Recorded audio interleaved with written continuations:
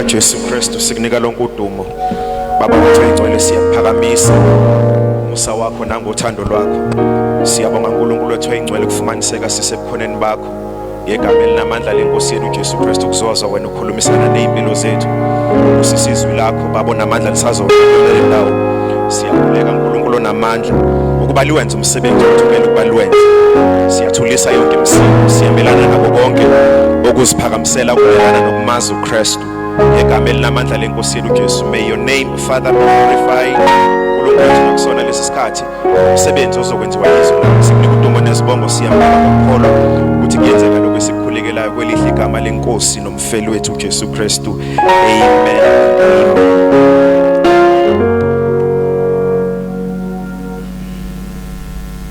Amen. Amen. Siyabonga abazalwane, siyanibingelela egameni elihle lenkosi yethu Jesu Kristu, siyanibingelela emakhaya. Kuyintokozo kuthina hlanganyela kanye nani. Siyakhuleka uNkulunkulu ukuthi asisize sidlule lesi simo lesi. Njalo mangabe ngiqala inkulumo yami ngiqale ngokuthi we look forward to the day we will shake hands. We look forward to the day lapho sizohagana kahle khona. Isimo lesi esi very abnormal, but we trust uNkulunkulu. We believe God for a turnaround. We believe God for at least level 3 or even level 2 for that matter. Sizokwazi ukukhuleka kahle and get more of abazalwane ukuzosizana kuyona le ndawo. But ke under ama circumstances siyambonga uNkulunkulu. We still trust ukuthi you are safe. We still believe uNkulunkulu ukuthi usanivikelile bazalwane, usanihlengile. We are going to pray namhlanje. Ngiyazi ukuthi siyakwenza kakhulu, but kuhlele enhlizweni yami ukuthi sikhuleke nabantu abathile. As kunama changes ambalwa enzekile. A few people are going back to work. A few people are restarting their businesses. Sizokhulekela uNkulunkulu ukuthi abe nomusa. Sizokhulekela uNkulunkulu nakulabo abanye bethu abangakabi nayo mhlambe iplan ukuthi kuzokwenzakalani. We trust uNkulunkulu bangcwele nakusona lesi sikhathi ukuthi uzosisiza, uzoba kanye nathi. Ayikho into emthatha by surprise, ayikho into emangazayo yena. In nature yakhe uNkulunkulu, imvelo yakhe, indlela uNkulunkulu ayiyona ayimvumeli ukuthi kube khona into emangazayo. In nature kaNkulunkulu is such that he is all knowing. Ngamanye amazwi mangabe kukhona, you see, mangabe kukhona into oqhamuka emva kwami ezongithusa, ngiyathuka ngoba angazi ukuthi uyaqhamuka. But the moment ngiba ne-idea ngazi ukuthi khona umuntu osemva kwami ozongithusa, angithuki.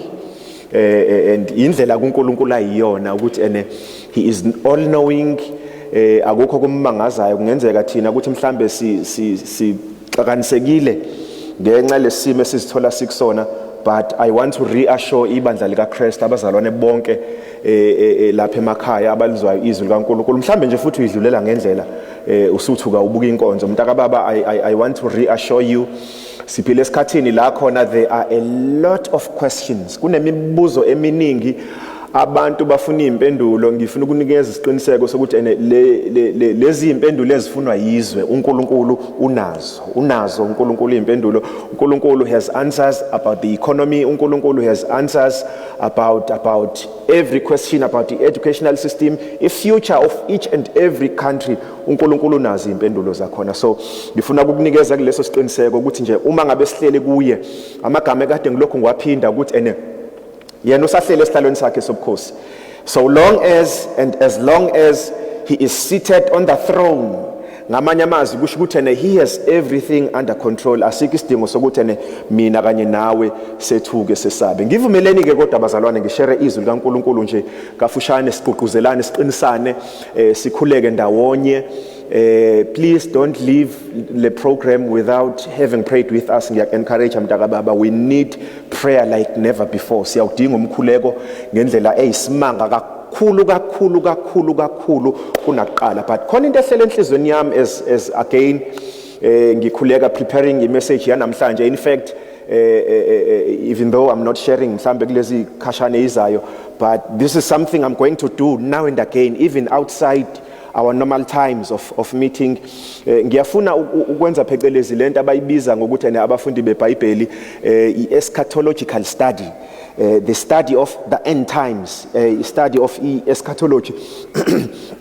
Ngiyafuna ukuthi sibheke izwi likaNkulunkulu ukuthi lithini ngezikhathi lezi ezifana nalezi esibhekene kanye nazo. Ngivumeleni siye masishane lapha ezwini likaNkulunkulu encwadini kaMateyu 24, izwi likaNkulunkulu encwadini kaMatthew chapter number 24, izwi likaNkulunkulu encwadini kaMateyu 24.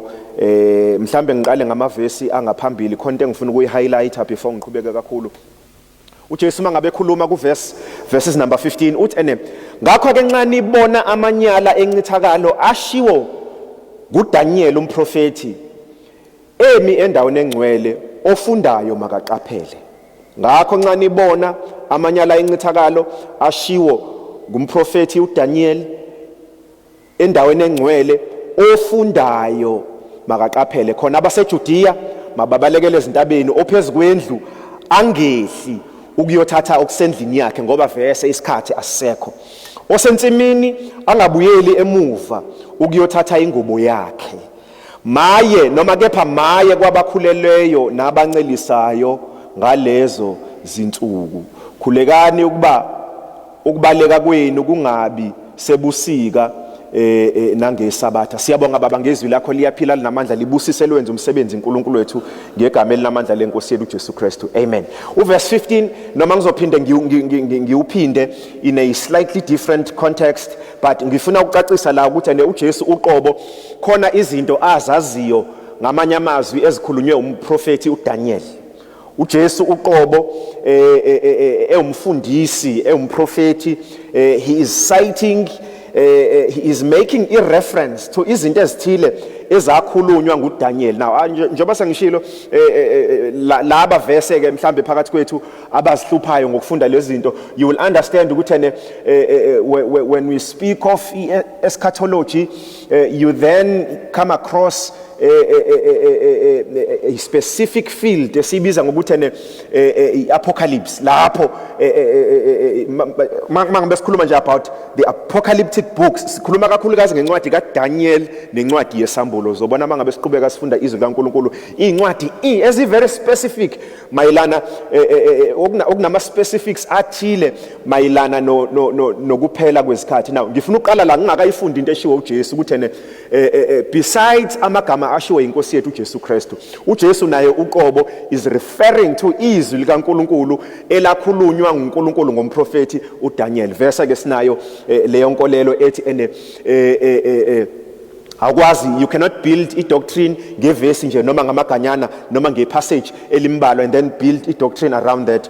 There must be a contrasting of scriptures. Sibone ukuthi ikhona yini imvumelwano ezwini likaNkulunkulu. Now mangabe sibheka nje la siqala siyathola ukuthi ngoba verse zikhona lezo zinto zizovela mangabe sifunda izwi likaNkulunkulu encwadini kaDaniel nangezinye izinsuku lapha iBhayibheli limenshina khona indaba yokuphela kwezikhathi. A few signs engifuna siwabheke namhlanje abala ekhaya bazi ngeke ngayithinta lezi zinto, but khona nokuthile okuhlele emoyeni wami nje uNkulunkulu akupressa ukuthi nesibheke kafushane. Now mangabe sibuyela ke ngemuva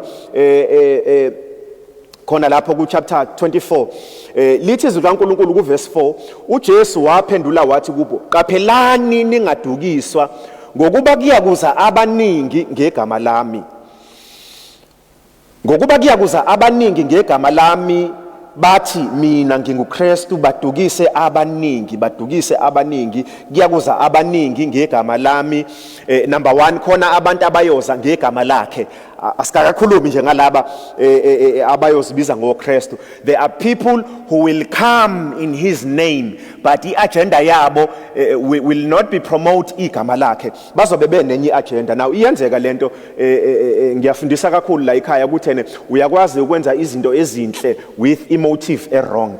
People can do good.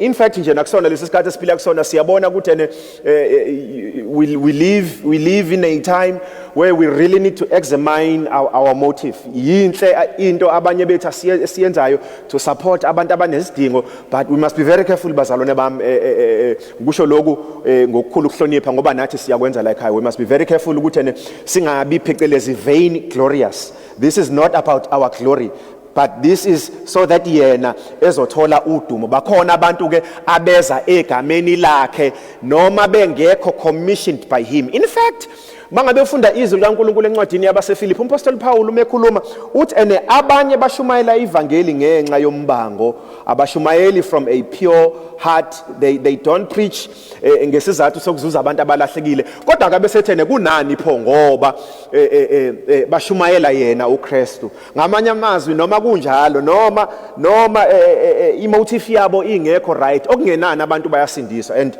ngiyakholelwa kakhulu ukuthi as much as sicelebrate ukusindiswa kwabantu, akusiso isizathu esihle leso so kushumayela. People preach because they are commissioned by God. Well, sonke ke besides being commissioned, sonke we are called into a ministry yokuzuza abantu sibazuzela embusweni kaNkulunkulu. Now ngikhuluma lokho nje ukucacisa lokho ukuthi we must be very careful bazalwane. Ezikhathini esiphila kuzona khona abantu, siphila esikhathini la khona kukhona abantu abeza egameni lenkosi bebengenawo umoya wenkosi. Now this is one of the signs seyikhathi zokuphela.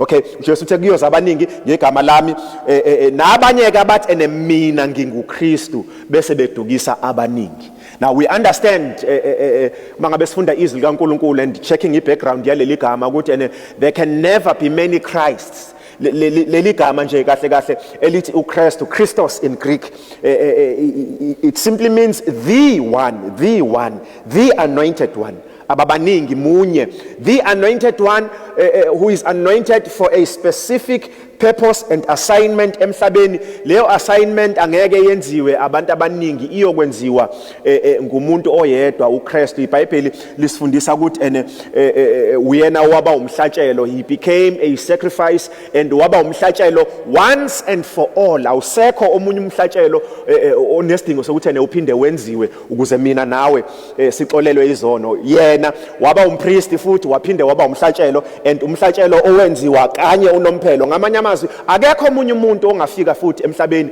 athi yena unguKristu. Izwi laNkulunkulu liyasixwayisa ukuthi these are one of the signs, number one, zokuphela kwezikhathi ukuthi kube khona abantu abanesibindi sokudukisa abantu ngokuthi I mean sikhulumile previously, you know, this is why sizinika isikhathi ukuthi sikhulume ngalezi zinto. Khona amagama uJesu awashoyo la, mhlambe ngicela ukwathinta ukuze singa kuverse 15 ivesi leli esalifunda uthi uJesu ofundayo makaqaphele. Siyenzelani bazalwane lento le? Sizenzelani lezi ifundiso? Senzela ukuthi ibandla likaKristu liqaphele. Ofundayo makaqaphele. Uzobona mangabe siqhubeka sifunda izwi likaNkulunkulu lezinto lezi mhlambe if I may get ahead of myself kafushane to highlight lento engizokhuluma ngayo. Kuverse 6 abesethe uJesu kuyakuba nezimpi namahemihemi ezimpi, bhekani ningethuki. Nansi indaba yami, bhekani ningethuki ngokuba kumelwe ukuba kwenzeke, kepha ukuphela kobe kungakafiki. uJesu uthi niyakuzwa izimpi namahemihemi ezimpi, bhekani kodwa ningathuki. Ibandla likaNkulunkulu bazalwane silifundisa lezi zinto lezi esifundisana ngazo so that we may not live in fear. So that we may not live in fear. Singabi abantu abathukile njengezwe, abantu abadidekile njengoba kunokudideka, because izwi likaNkulunkulu lisixwayisile ngalezi zinto lezi ukuthi kahle kahle nje imihele le akakabi yiko ukuphela kwezikhathi, but ama signs ukuthi sekuyaqala sekuyasondela manje. Okay, I got ahead of myself because I mentioned something else. Now, so number 1 sithi kuyoba khona abantu, sign number 1, kuyoba khona abantu abayoza egameni lenkosi, abayoza egameni lenkosi and abuse his name. Bese kuba khona futhi abantu abayoba brave enough ukuthi bangoKristu bona, bese lithi iBhayibheli bayodukisa futhi bayodukisa abaningi. They will deceive many. I teach la ekhaya ukuthi you must be careful nge-deception. I-deception ihlanganisa iqiniso namanga. Kwenye inkathi futhi ihlanganisa ingxenye yeqiniso namanga. You see, iqiniso fanele liphelele. Khona lizowenza kahle umsebenzi kufanele liwenze ezimpilweni zethu. Iqiniso liyizwi laNkulunkulu fanele liphelele. Encwadini yezenzo chapter number 20 uMapostle Paul mangabe ezoshiya ibandla laseFesu uthi bazalwane, I never stopped to teach you the whole counsel of God. I never ceased and I never stopped to teach you the whole counsel of God. You know, mangabe ungena insindisweni, it's like ungena endaweni a very multidimensional. Indawo a very multidimensional. You need to understand, number one, you need to understand salvation. You know, I normally quote izwi laNkulunkulu encwadini Timotheo Kala, izwi laNkulunkulu Timotheo Kala chapter number 4 verses number 2. Lithi iBhayibheli uyena uNkulunkulu ofisa ukuthi bonke abantu basindiswe bafinyelele ekulazini iqiniso. Number 1, into uNkulunkulu ayifisayo ukuthi nesisindiswe singagcini nje ngokusindiswa bese sithi grow ekulazini iqiniso. So abanye bethu siba stuck kwi dimension eyodwa ekukholweni kwethu. Abanye bethu nje siba stuck kwi dimension ye salvation bese singaqhubekeli phambili, because after salvation there is faith, there is provision, there is healing, and you must understand lawo ma dimensions nezwi likaNkulunkulu ukuthi lithini ngazo zonke lezo zinto lezo. There is faith, there is provision, there is healing, there is also suffering. By the way, siyakushiya lokho asivamile ukukumention ukuthi izwi likaNkulunkulu liyasifundisa ukuthi we will suffer, but blessed are those who will persevere. iBhayibheli lithi bayosindiswa laba bayobekezela kuze kube segcineni. I'm sorry, ngisho the other way around. It's 1 Timothy chapter number 2 verses number 4. uNkulunkulu ufisa ukuthi sisindiswe bese siyakhula ekumazini. Now nanti iphutha esilenzile ngebandla ukuthi ngenxa yokuthi ibandla asilifundisanga lezi zinto lezi lama signs ukuthi khona izinto ezinje eziyofika, khona izinto uJesu akhulume ngazo ukuthi niyozwa izimpi namahemi ezimpi, kepha ningethuki.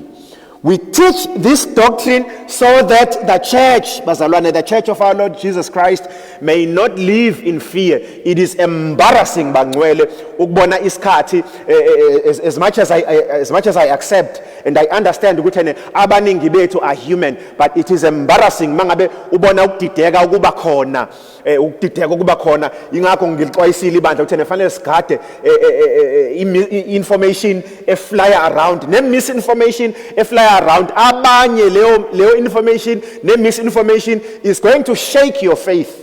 And if ungafundisekile kahle uzoba omunye wabantu abatatazela kalula, fezeke futhi ebese omunye wabantu izwi likaNkulunkulu elithi bayodukiswa. Now because akangilinganise nje sekukhona abantu verse sebeqalile ukuthi hayi man, mangabe kukhona uNkulunkulu, why are such things happening? If there is a God, why are such bad things happening? You know, why are we getting to experience ama epidemics lawa esikuona? Why are we experiencing economic decline? Mangabe kukhona uNkulunkulu sihleze sithandaza nje uNkulunkulu. Abanye sebeqalile bayakufaka ukudideka nokutatazelisa ibandla ukuthi abanye bethu ukukholwa kwethu ukuthi become shaken, you know.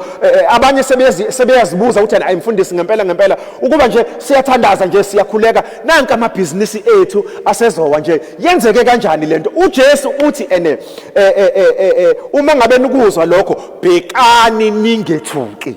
Sizosho njalo namhlanje ukuthi do not fear, because these things were prophesied by our Lord Jesus Christ, and these things were prophesied by our prophet ngaphambili ukuthi ziyofika ikhathi ezifanana. Now, so number 1, kuze sidlule lapho iBhayibheli khona abantu abayofika egameni lami badukise abaningi. Amen bazalwane, kungashona ilanga mangabe sikhulume ngedeception ekhona namhlanje, kungashona ilanga. You know, izolo I got worried because when I saw one of our videos nje that is flying around with social media, you know, I saw someone okhuluma kamnandi, you know, I believe in God, but I don't believe in religion, and I don't believe in institutionalized religion. Mangabe besho njalo bekhuluma ngama institutions religion bafaka phakathi namasonto bafaka nathi phakathi. You know, abantu bathi sekukhona abantu bathi njengoba sihlele emakhaya nje sikhonza uNkulunkulu, sekukhona abantu abathi hayi vese uNkulunkulu khona noma ikephi khona nala, nami ngathandaza nomndeni wami la ngikhona. That is deception.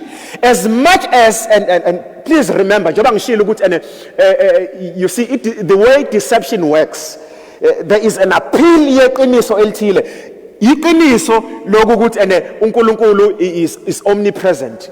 Our God is everywhere. You know, in nature kaNkulunkulu is such that une ability yokuba khona yonke indawo. So abantu and I heard someone nje mention ukuthi enye izinto ayifundile ngale epidemic ukuthi number 1, there is no need for church. So challenge lokho einsukwini ukuthi there is no need for the church. There is no need for going to a physical building, a sanctuary. There is a need, but akusi subject yanamhlanje. Ngifuna ukukutshengisa ukuthi i deception esibhekene kanye nayo namhlanje njengebandla lika Kristu. Because of I attack eqhamukile, uSathane is using every evil thought and every half truth and namanga to deceive. Khona abantu abazoduka ngenxa yesikhathi esidlula kusona. And it pains my heart, angikusho lokhu ngoba kumnandi, but it pains my heart, kubhlungu ngiyabona silalele siyabuka abantu bekhuluma ukuthi njoba sishilo sekunemoya eminingi, people are even questioning the need for the church. Kanti izwi kaNkulunkulu lisiyalile ukuthi singakiyeki ukuhlangana. Mangabe idlula nje lento ngeke sikiyeke siyoqhubeka la sigcine khona, because khona into eyenzakalayo uma ngabe sihlangana. Number 1, iBhayibheli lisifundisa nje encwadini yamaHubo ukuthi God commands a blessing in the unity of the saints. Lithi iBhayibheli bheka kuhle kubusisiwe ukuhlangana kwabangcwele kufana namafutha, you know that anointing that was crushed. Loyo linganisayo umbhalo waleli hubo mangabe linganisa, mangabe khuluma ngalamafutho, ubefunda kahle izwi kaNkulunkulu encwadini kaExodus from chapter number 30, uNkulunkulu mangabe efundisa ngama holy garments ekufanele agqokwe abapriesti nabalevi, abese ebafundisa nangamafutha ekumele asetshenziswe ukugcotshwa abalevi. Lamafutha lawa kumentionwa ama ingredients athile mangabenziwa, bese lama ingredients ahlanganiswa ndawonye, abese crushwa, abese into mangabe crush. You see, mangabe usicrusha sihlangene ugcina ungasezwa ukuthi uyabona mawuhlanganisa ubisi, hlanganisa ubisi nekhofi. Mawuphuza uyazi ukuthi khona ubisi khona nekhofi, but ngenxa yokuthi sekumixiwe ngalendlela akusekho kuyi stage la khona usunga separate ubisi nekhofi. You know, it has reached a stage la khona uyazi ukuthi yazi khona ubisi la, uyazi ukuthi khona ikhofi la, khona noshukela, mhlawumbe mncane ushukela kufanele ngiu-add kancane, abanye banjalo, but i stage la sekukhona ngoba sekuhlangene awusakwazi ukuseparate. Bese izwi laNkulunkulu lithi bheka kuhle kubusisiwe ukuhlangana kwabangcwele futhi behlangene, bengahlangene nje not just being in one place, but behlangene in unity. Bese lithi iBhayibheli, for there the Lord shall command a blessing. We miss that blessing and we want that blessing. Egameni lika Jesu Kristu we are praying ukuthi idlule leyo nto, because uSathane khona isibusiso asintshontsha sona njengamanje. Thank God siya understand ama circumstances, and I believe God in heaven understands ukuthi your safety is important. We are praying for you ukuthi la ukhona uNkulunkulu akuvikele, but we know ukuthi uma ngabe sidlula lesi sikhathi lesi, the Lord shall command a blessing ehlanganani kwethu futhi, and we look forward egameni elinamandla lenkosi yethu uJesu Kristu. So these are the types of deception uSathane azama ukuwasebenzisa kulezi zikhathi esiphila kuzona. Lithi izwi kaNkulunkulu mangabe silifunda khona abantu abayodukiswa, and I pray bazalwane bami egameni elinamandla lenkosi yethu uJesu Kristu that we may not be counted amongst those labo abayodukiswa uma ngabe kusho izwi likaNkulunkulu. And then sign number 2 izwi likaNkulunkulu bese njengoba ngishilo ukuthi I got ahead of myself lapha ku verse 6 iBhayibheli lithi niyakuzwa izimpi namahemhem ezimpi. You will hear about wars and rumors about war. Okay, Bible lit and niyakuzwa izimpi nama. Now throughout history yomhlaba there has been wars. You know, if you study history, you know ukuthi nje verse throughout history there have been wars. But ngifuna ukuvula amehlo mntaka baba ngenkathi ngifunda nje ngale zinto. You know, I took time to check indaba I checked inansika a list of the biggest armies in the world. I checked a list of the biggest armies in the world, and I checked amazwe that invest bulk ye budget yabo abayi-investor kwi-defense na kwi-military. And I learned ukuthi akhona lamazwe who spent billions, not just bazalwana hayi asikhuluma ngabantu nje abathenga nje ikhadlana. People, countries that spend billions and trillions on military net defense yamazwe abo. And leyo nto leyo iconfirma into eshiwo yizwi kaNkulunkulu. Now ngithemba ngabe ngibheka, to my shock I was surprised. I speak under correction, bayongicorrect laba abafundayo. I learned mangabe ngifunda izolo ukuthi China is actually overtaking America in becoming the superpower, not just a military a biggest military country in the world. They are overtaking America in becoming the superpower emhlabeni. Now, lento le isifundisa isiyangisa ukuthi sekuyaqala kuyenzeka lokho okushiwa inkosi yethu uJesu Kristu ukuthi niyozwa ngezimpi, nizwe futhi nangamahemihemi ezimpi. You know, sikhuluma ngamazwe la mntaka baba angenayo nje inkambi, sikhuluma ngamazwe anama military base, not just in their own countries but all over the world. As we speak nje omakhelwane bethu la Botswana, they have one of the biggest military base ye American defense enansika eAfrica. Amazwe lawo athathe imali njengoba sitakekile nje abantu beshoda ngezinto ze-health. Amazwe are stranded because they overspent kwinansika in terms of budget. They overspent kwi-military equipment. Ukonfirma lento eshiwo yizwi kaNkulunkulu. Now ithini lento? Umuntu mangabe ethatha imali eyothenga izikhali, kusho ukuthi khona into ayaziyo thina esingayazi.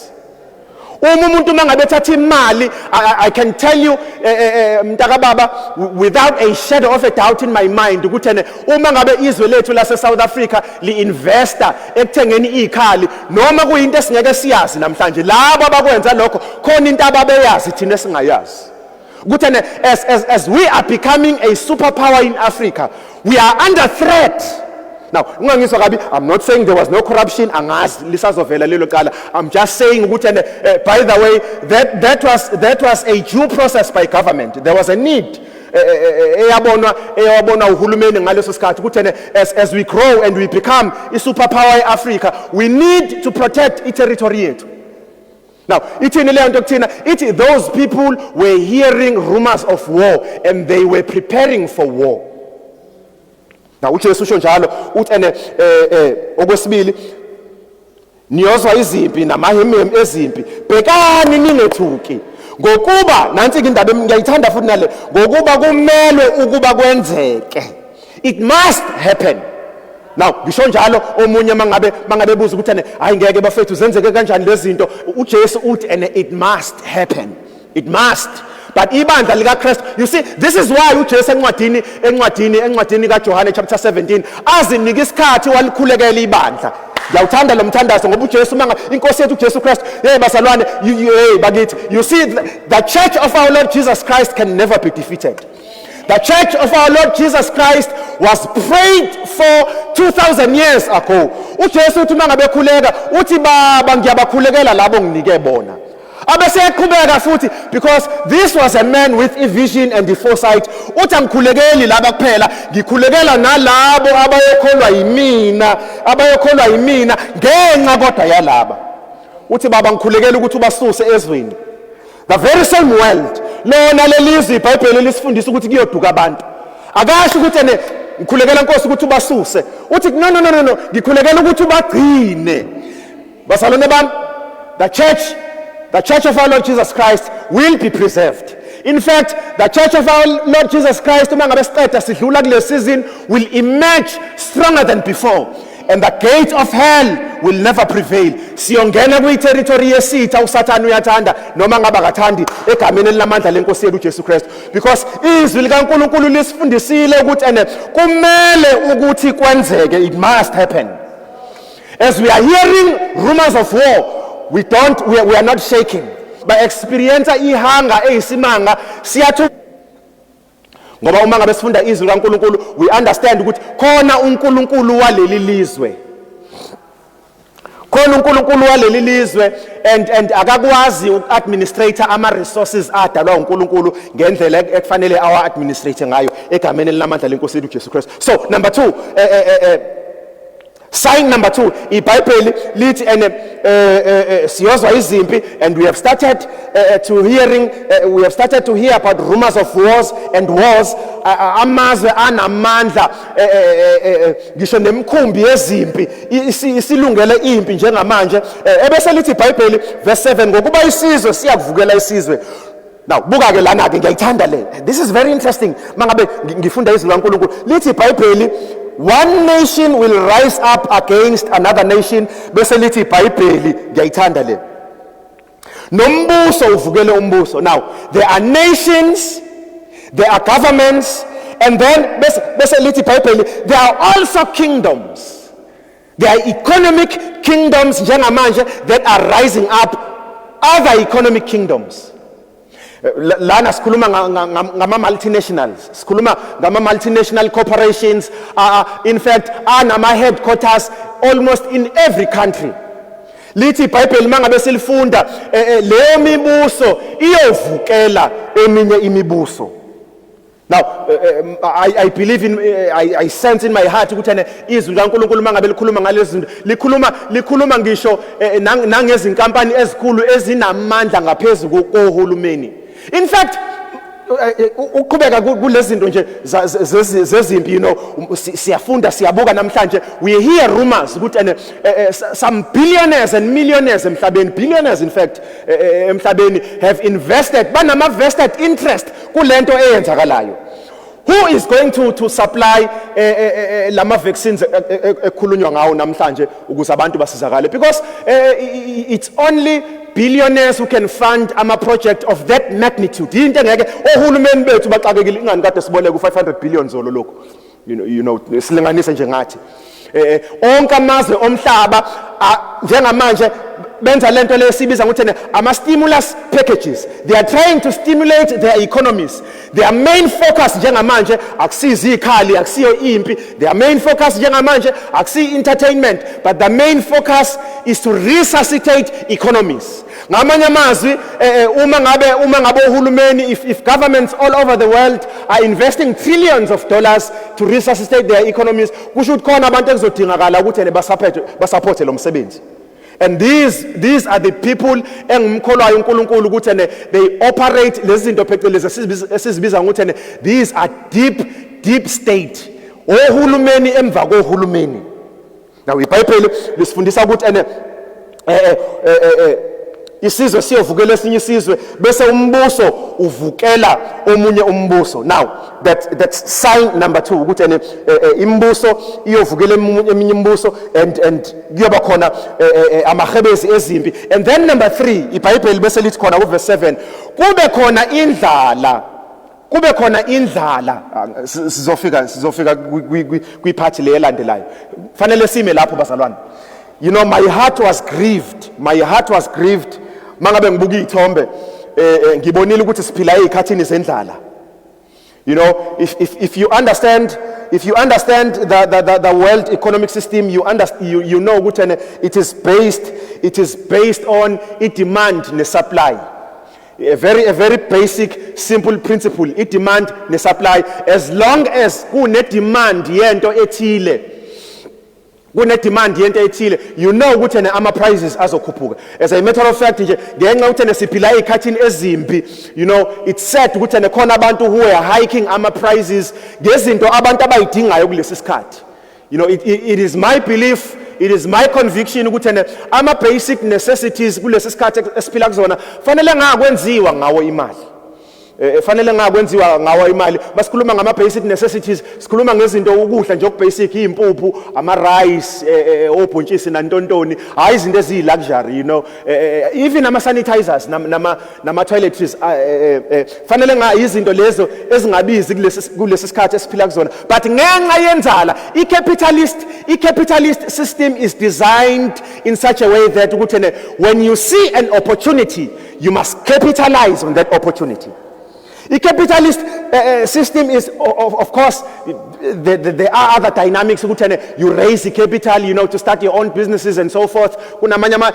Dynamics, business and economic dynamics, you understand. But at the core, your capitalist system, the bottom line is profit. The bottom line is profit and profit and profit.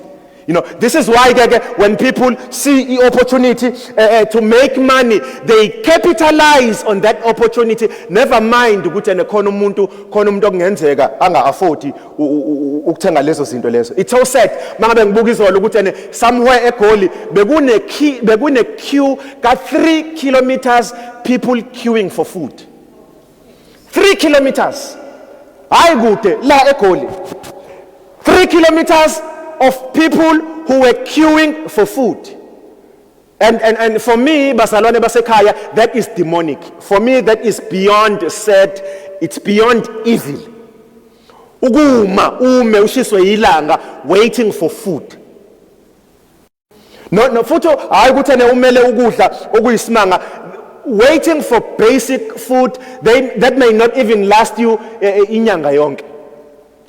Izwi kaNkulunkulu mangabe silifunda lisho njalo ukuthi kuyoba khona ikhathi of heavy famine and lack of ama resources sikusona leso sikhathi. Abanye leligama elithi of course ngiyazi ukuthi bebelindele ukuthi ama-city famine sisho literally naloko futhi izwi kaNkulunkulu I believe ukuthi liyakusho siyaphila ezikhathini la kube khona ne-drought kube khona ne-drought ama-farmers sifunde emaphepheni ukuthi awakwazanga ukutshala bese yavuna into ethile abejwayele kuyitshala ngenxa ukuthi ama-weather patterns even ama-weather patterns are misbehaving. And naloko nje kuyisign yokuthi siphila ekupheleni kwezikhathi siphila ezikhathini la khona even imvelo ayisamile ngalendlela le uNkulunkulu ayidalile ngayo bese ethi uNkulunkulu mangabe busisa uIsrael athi uNkulunkulu uyokubusisa anethise ngisho imvula ngesikhathi sayo. Now I believe that applies Giti, but not in a literal sense. Ngamanye amazwi when you invest uwathola ama returns akho ngesikhathi ekufanele uwathole ngaso lawo ma investments. Now izwi kaNkulunkulu, that's number 3. iBhayibheli lisifundisa ukuthi kuyoba khona izikhathi zendlala. Kuyoba khona izikhathi zendlala lapho masikhuluma ngendlala sikhuluma ngokuthi kube khona izinto ezishodayo. Now, this is very interesting, Basalone. I have never imagined in my lifetime, not just so-called third world countries. We are seeing first world countries, abantu bestockpile ukudla ngoba bakunama fears ukuthi izinto you see lesi sifo lesi si shutted down ngisho inqola zokuthutha ukudla kwezinye indawo zangakwazi ukuhamba kahle. As a matter of fact, if I understand, I'm a port of entry were only reopened a few weeks ago. The situation was so bad. Uhulumeni had to shut down everything. Now, kwase kwenzakalani ke emveni kwalokho basalwane bami lento le yasifundisa ukuthi ngokuphazima kweso abantu bangavaleleka endlini ukudla kukhona ezitolo kodwa bangakwazi ukuphuma bayokuthenga. Now thina besilindele indlala ukuthi ukudla kungabibikho. iBhayibheli lisifundisa ukuthi hayi alisitshela ukuthi mhlambe kuyongabibikho ukudla. I mean i-movement njengamanje there'll be a lack yama resources.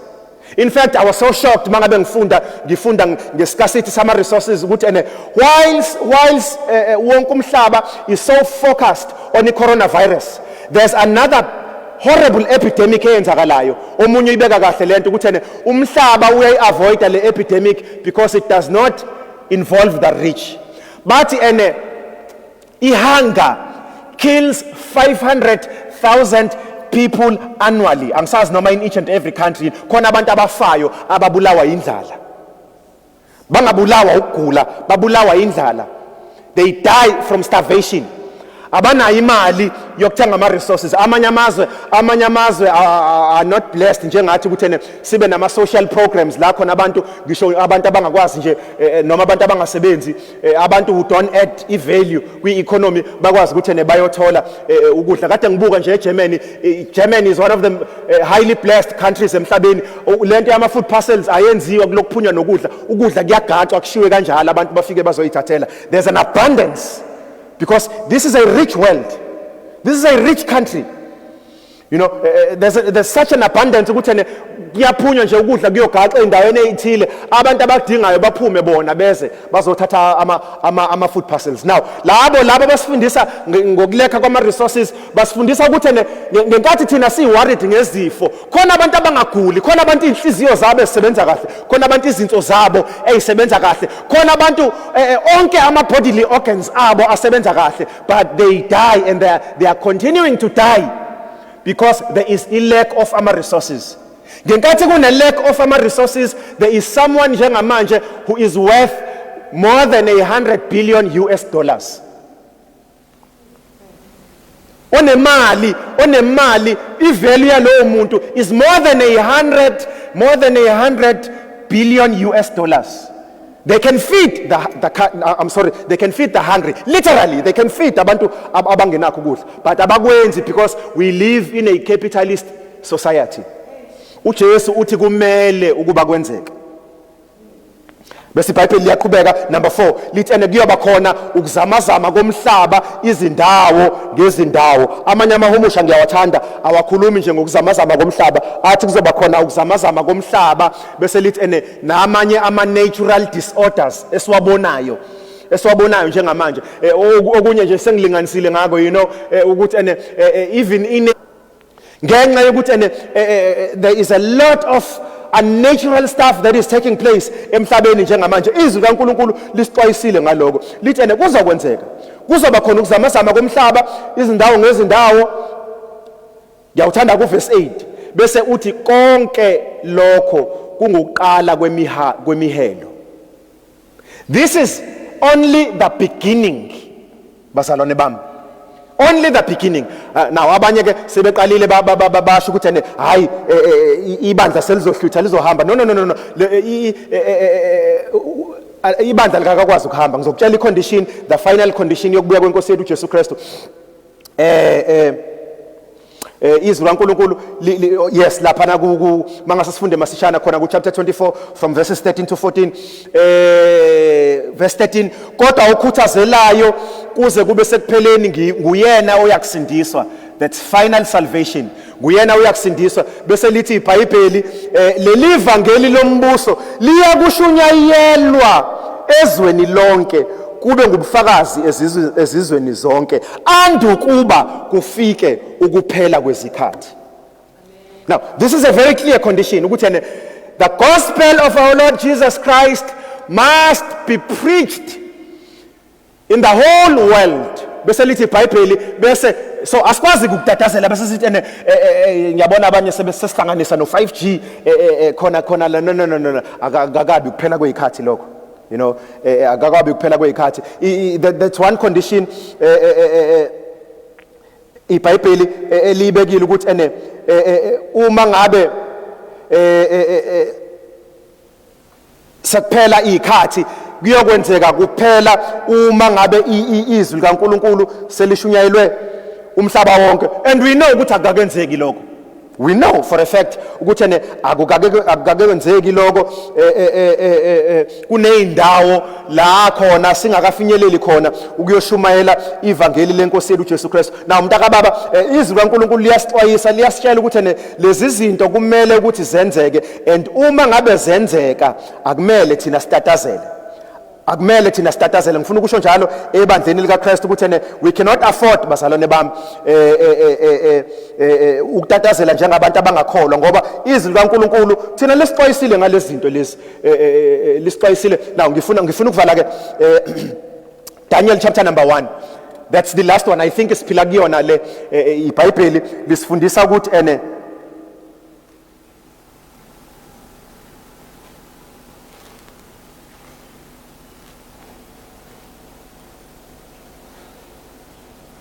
lisifundisa ukuthi kuyofika isikhathi esifana nalesi where we will live in an information age. You know, thank God ngalesi ikhathi ngoba uyacabanga nje ukuthi ukuba besikilezi yazikhathi zakudala nga abantu nje bahleli bodwe emakhaya, but siyambonga uNkulunkulu ukuthi siyakwazi ukuxhumana kanje. Siyakwazi ukuxhumana kanje, ngiyazi abanye bangibuka beyiphuzela ikhofi nje. Nibusisekile ke nina ke. Abanye bafaka amapijama. I'm sorry, Daniel chapter number 12. No, asiya ku chapter 1. Cela sebenzise u chapter number 12. You know, abanye bangibuka befaka amapijama. Abanye abayibuki manje lenkonzo bazoyibuka sebevukile balele.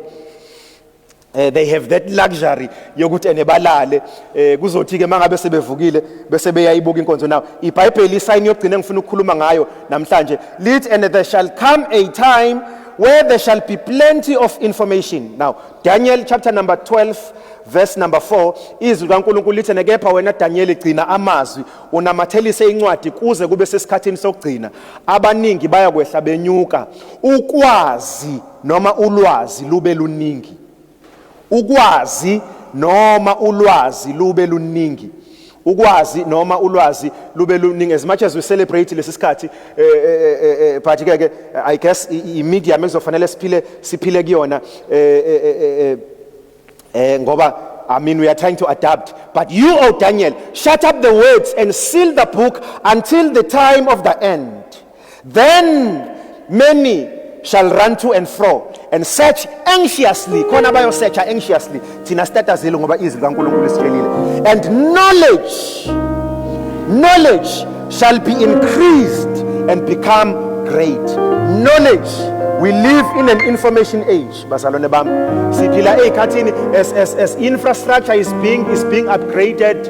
It's preparing for a time lapho khona odokotela bayokwazi operate iguli bekwamanye amazwe ngenxa yokuthi there is such a powerful and fast transmission of knowledge. Now abanye abantu ziyabathusa lezi zinto lezi ezenzakalayo ukuthi istage nje esiya kusona say information, ama phone ethu na telecommunication devices, you know, are going to move 10 times faster the normal speed bese sebenzisa ngesa lokhu silinde ama devices ukuthi abuffe ngenkathi processor. If we study besifundisa ngalezi zinto basifundisa ukuthi lezi zinto ziyohamba ngespeed, but ngifuna ukukukhumbuza mntaka baba amazwi enkosi yethu uJesu Kristu. Number 1, ukuthi lokhu kumelwe ukuthi kwenzeke. Okunye kubhlungu angisenaso isikhathi bangitshengisa lapha emuva ukuthi nesikhathi sami siyaphela. In fact, when we go on we will look at impilo kaDaniel bazalwane bami ukuthi uDaniel uNkulunkulu wamambulela lezi zinto lezi even though he was praying to his God in exile. Even though wayekwisikhathi lapho uIsrael was going through a very painful period of suffering, but he persevered. Wakhuleka usuku nosuku, he remained true to his calling, and hence uNkulunkulu wayeseyamambulela. Namhlanje we read inkosi yethu uJesu Kristu is quoting amagama kaDaniel, but lento yayingeke iyenzeke ukuba kekho umuntu who persevered uNkulunkulu aze amambulele izinto ezazenzeka ngaleso sikhathi, aphinde futhi amambulele things that were to come. Now ngifuna uvala ngalamazwi ebandleni lenkosi yethu uJesu Kristu ukuthi bazalwane bami lezi zinto lezi akufanele zisithuse. Our faith should not be shaken egameni lamandla lenkosi. Noma ngithi if our faith is shaken, thina we need to remain strong ngoba izwi likaNkulunkulu lisixwayisile ngalezi zinto lezi ukuthi zizokwenzeka. iBhayibheli uJesu mangabe ekhuluma nabo abafundi bakhe uthi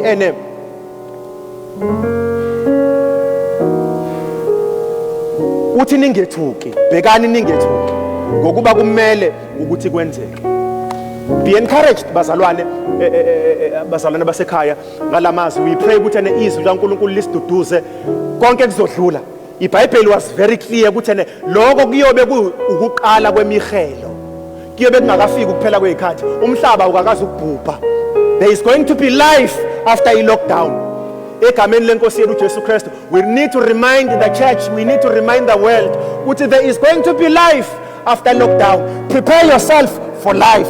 Prepare yourself for opportunities, because when you and I are still going to live, we are still going to live to fulfill God's purposes on this earth. Ngoba ivangeli lenkosi yethu uJesu Kristu alikakashunyayelwa umhlaba wonke. Siyabonga baba ngezwi lakho liyaphila linamandla. Igama elinamandla lenkosi yethu uJesu Kristu. Sikunika lokhu udumo ukuthi liyawenza umsebenzi. Shall we pray if you don't mind? Ngiyafuna bazalwane sikhuleke kulo 5 minutes. I want you to come closer, and especially I know kunabanye bethu emakhaya who are blessed. You know, you are just waiting ukuthi lockdown idlule ubuyele emsebenzini, go back to your normal life. But I want to pray namhlanje. I want to pray with people.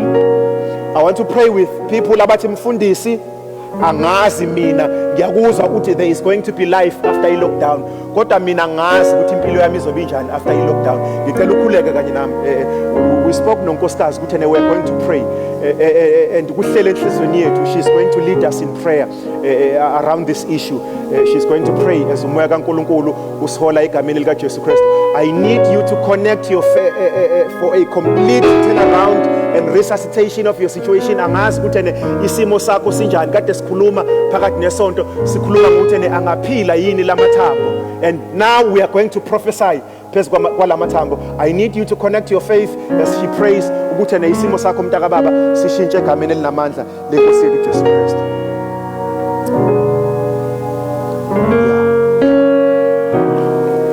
Wena ungabuswa yikhathi, wena uNkulunkulu njalo.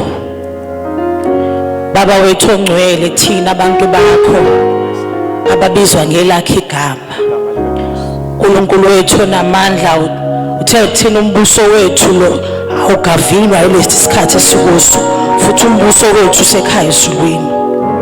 Noma emhlabeni esibeke kuwo izinto zingahlakazeka, kodwa sikwaziyo uNkulunkulu ongcwele ngawe ukuthi wena you govern us. Egameni lika Jesu, phezu kokuphila kwabantwana bakho siyathandaza.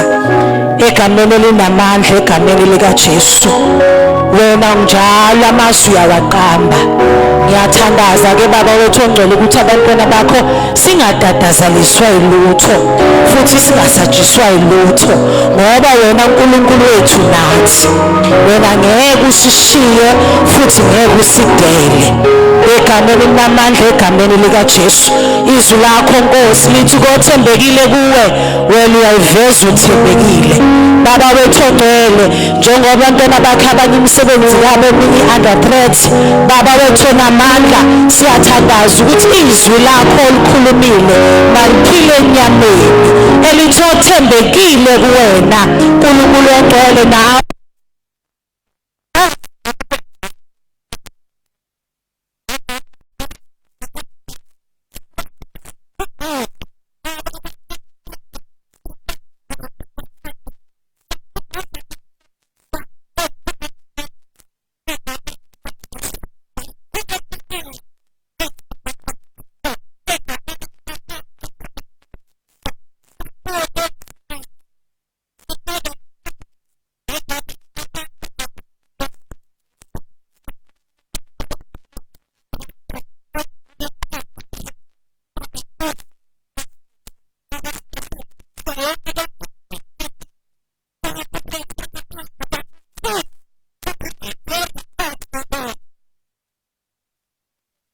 Jesu, Nkosi siyathandaza basebasayile hluleki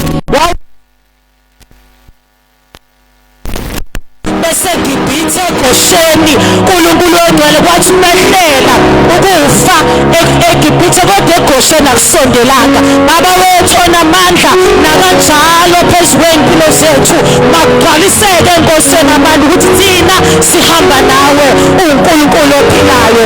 Siyathandaza ke uNkulunkulu wethu ongcwele, restore imishado abantwana bakhe elimeleyo, restore uNkulunkulu wethu ongcwele, restore love, oh Father, unconditional love, leli wena uKristu Jesu thina esithanda ngalo. Baba wethu ongcwele, siyathandaza nathi singabayeni, singamakhosikazi, let us apply that love in our families, in our husbands, in our wives, in the name of Jesus. Sikhulekela amabandla onke Nkosi engcwele, abantwana bakho egameni lenkosi yethu Jesu, bagcina abazalwane, gcina befundisi ngegama lenkosi yethu Jesu. We are in times esingayijwayelanga, esingazaziyo. uNkulunkulu wethu ongcwele, zigcine iy'nceku zakho ngegama lenkosi yethu Jesu. Kukho konke uNkulunkulu ongcwele, siyakhuleka ukuthi zazi ukuthi wena ukhona, unathi. Izwi lakho lithi noma sihamba esigodini sothunzi lokufa asikwesaba okubi ngoba wena unathi. uNkulunkulu wethu ongcwele, give provision for them, mighty Father, egameni likaJesu. Wena wathumela ngivina amagwaba abo ukuthi amondle Nkosi engcwele, esebalekile Elijah bonile ukuthi naku ukufa sekuphezu kwakho, wabale kodwa wathumela amagwaba bamondla. Baba wethu, I pray phezu kokuqina kwabantwana bakho egameni likaJesu. Gcina amabandla Nkosi yethu, abantwana bakho ababizwa ngegama lakho balonde Nkosi yethu egameni likaJesu. I even pray, mighty God, for vandalism that we have heard of, ama-break-ins that have been done emasontweni. Siyambelana nalo moya wesitha ngegama namandla. Baba siyabonga, heal our land, oh Father, heal our land uNkulunkulu wethu ongcwele, heal our land Nkosi yethu. Wena usizwa njalo, siyakuhlonipha-ke Baba ongcwele ukuthi lokhu wena uyasenzela ngoba uNkulunkulu wethu osithandayo. Gcina abantwana Nkosi yethu head of rumors ukuthi ongcwele ukuthi iy'mpahla ziyantshontshwa. Siyambelana with that spirit ngegama lenkosi yethu Jesu, ngegameni namandla. Give uhulumeni wethu uNkulunkulu ongcwele izindlela to administer Nkosi engcwele zonke izidingo ezizodingakala in the mighty name of Jesus. Siyakukholwa wena Baba wethu ongcwele ukuthi lokhu uzosenzela kona ngoKristu Jesu inkosi yethu. Amen. Siyabonga abazalwane, we love you, bless you. Sobonana futhi next week nangoLwesibili. uNkulunkulu anibusise egameni likaJesu.